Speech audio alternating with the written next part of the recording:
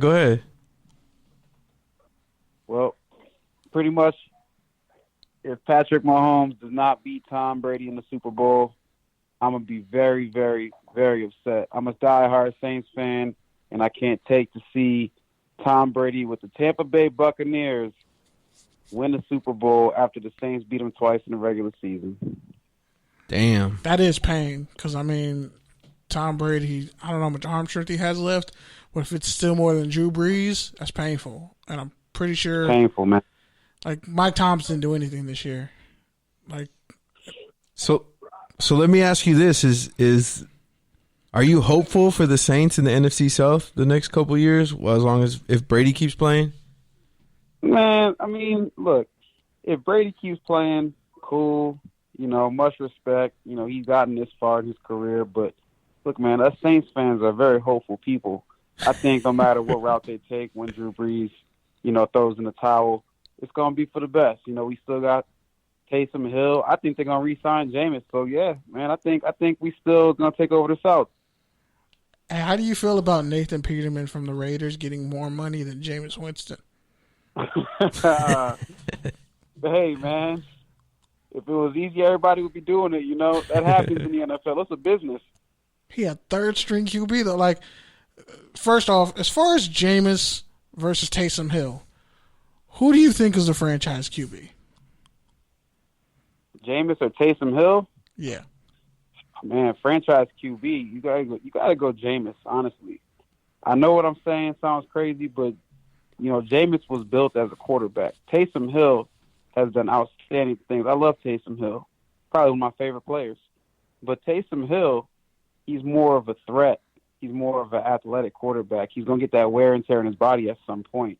People don't realize he had that bad knee injury. He bounced back from that. But I think if you're looking at it from a quarterback perspective of being a franchise QB, I'm rolling with Jameis because he's still young. He's got a lot to learn. I think he's got a fresh start in New Orleans, and he's going to be all right. All right, Jason. So final thoughts on the Super Bowl this week? Final thoughts on the Super Bowl this week. Again, man, I need Mahomes to do it. I can't take to see Tom Brady win another Super Bowl in Tampa Bay after the Saints beat him twice, man. I just can't see it. Go Chiefs. Last question for me. So Joe Horn's son is from South Carolina, is projected to be a first-round pick, Jace Horn. Are you okay with the Saints taking him if he falls in the first round? Because outside of Marshawn Lattimore, that corner's it's a revolving door. Yeah, why not? I mean, look, we need all the DBs we can get, honestly, man. I mean, injuries hurt us. I mean, that was our biggest liability was our cornerbacks. I mean, we had Janoris Jenkins and Marshawn, but we gave up too many deep plays. That's what really hurt us in the losses that we have this past season. So if they can, bring in some young talent, grow that DB core, I mean, look, defense does win games, and Drew Brees has gotten this far, not just because of, an outstanding offensive line, but, I mean, defense has done some outstanding things over the past couple of seasons, but lately I think we got to improve in the DBs, and, hey, I'm all about that if that's where it comes down to. All right, Jason. Well, thank you for calling in. Good stuff, man. You're welcome to call in anytime. Thanks a lot, man. Take it easy. Be safe. Salute. Wow, an actual surprise caller with actual good content. What a shock. See? Shout out to Jason. Don't be afraid to call in. Have a take and don't suck.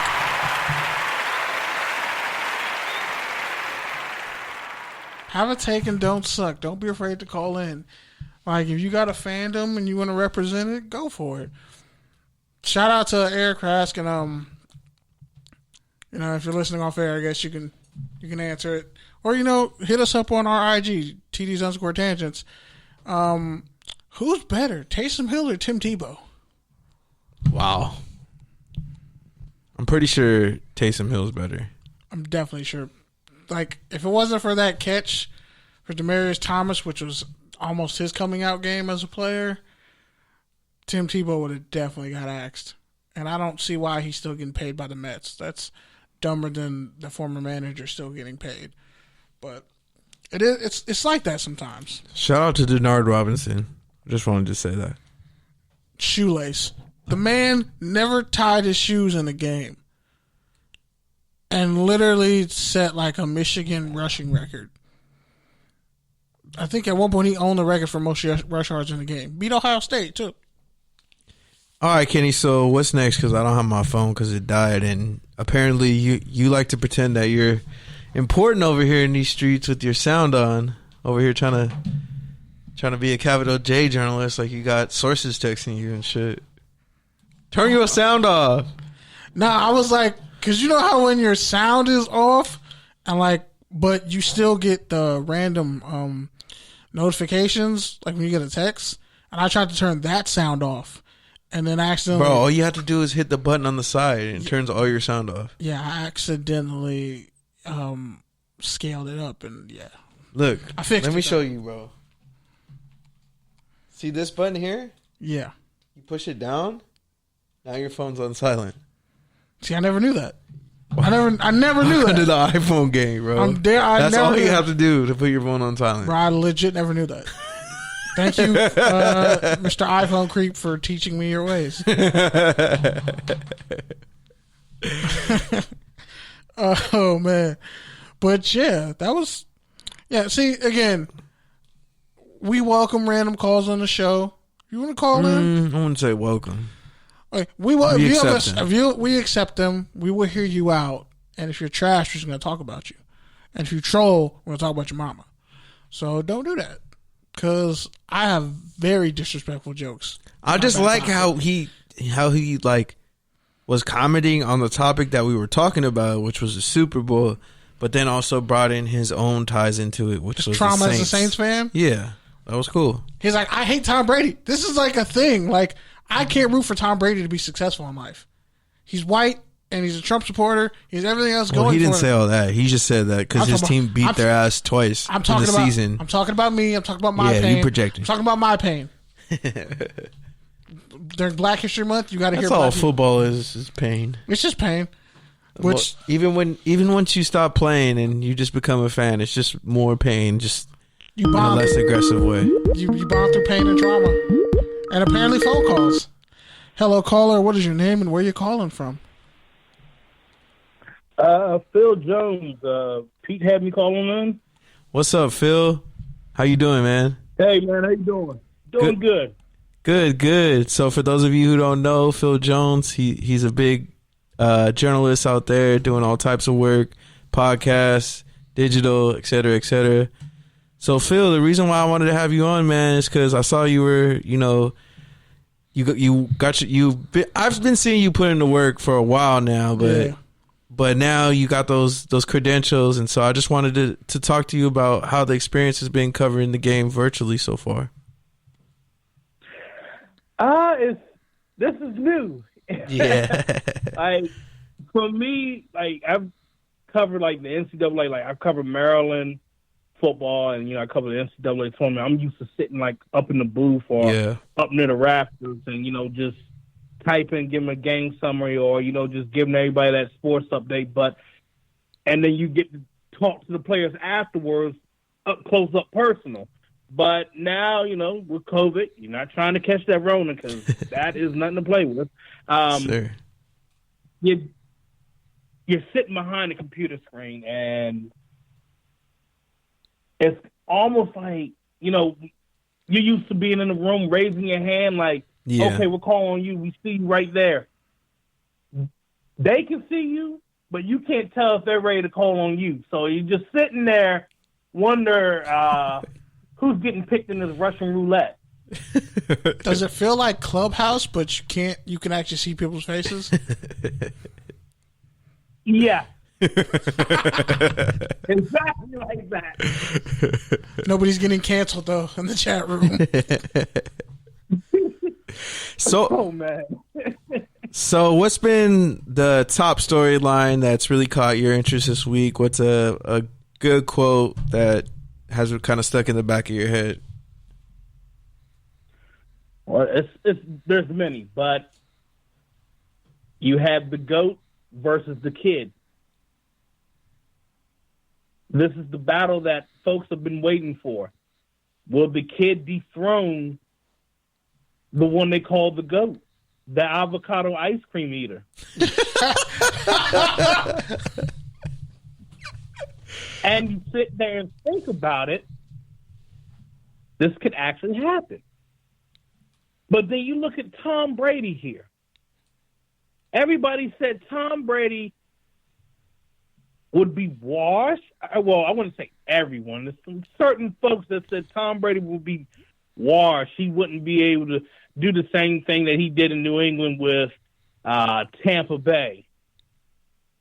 Boy, were they wrong. I was probably one of them. I definitely wasn't. I called it. I was like, he's going to a top 5 offense, top 5 defense. So what are you looking forward to the most Sunday? Say that again. What are you looking forward to on the field most about Sunday? I'm looking to see if this Tampa Bay defense can shut down Travis Kelce. You take Travis Kelce out of the picture, Mahomes doesn't have his security blanket. Mahomes is looking to try to do some extra razzle-dazzle, which you have speed on this Tampa Bay defense. They're edge rushers. Yep. They're linebackers. But their linebackers are key to winning this game. Devin White, if he's coming off the edge, you don't have Eric Fisher in the Super Bowl. He's going to pose a problem. I don't care what anybody says. He's going to pose a problem. You got Levante David. Is he going to come up to the line and just say, you know what? I'm tired of Travis Kelce getting free, getting his little 5 or 6 yards. No, I'm going to hit him right up at the line of scrimmage. I know some of you guys are Raider fans. If you remember the game that we played, I'm traumatized. Going back to 2017 against the Chiefs, Bruce Irvin decided I'm going to check him at the line of scrimmage, and he was nowhere to be found in that second half of that game. You're right. And London Fletcher, we talked Wednesday, and he said the same thing. You need to bump him at the line. Not that patty cake bump. I mean bump him like you ready to punch him in his chest. And you can throw that guy off his game. Throw him off his route. You look just at by doing that. Facts. You look at Tyreek Hill. I feel like they tried that, but then they realized, oh, this dude is like, not only does he has Olympic level speed, he's a running back with wide receiver hands. And how do you kind of, because you never know what you're going to get from Sammy Watkins, but how do you, if you can neutralize Kelce and the run game is kind of so-so, do they just let Tyreek Hill get whatever he gets? See, and this comes back to what Amy Trash was telling me on Wednesday. She said that when you're dealing with the Chiefs, you see speed on the outside, you see Kelce right there, it starts to become a numbers game because they're wondering, okay, we need a double team on Kelce. No, you don't. You get one guy to bully him, and then you use one of those DNs to bully him as well. So you play bumper cars. So let that DN give a good chip, and then, boom, hit him right at the line, and then you're able to get control of him on coverage. But when you get to the part of covering Tyreek Hill, you can be physical with him, or, you know, you have 2 men on him. That's the thing about Todd Bowles. He can manipulate a game. He can say, you know, we're going to run man. We're going to run zone. You know what? We're going to run some multiple disguises where they're going to think that we're going to have someone lined up right there. Basically, the point is play mind games with Tyreek Hill. You need to get inside his head where he's thinking, oh, 2 guys are covering over me. Nope. I'm staying right here. I'm covering this area. Because Mahomes is going to keep eyes on that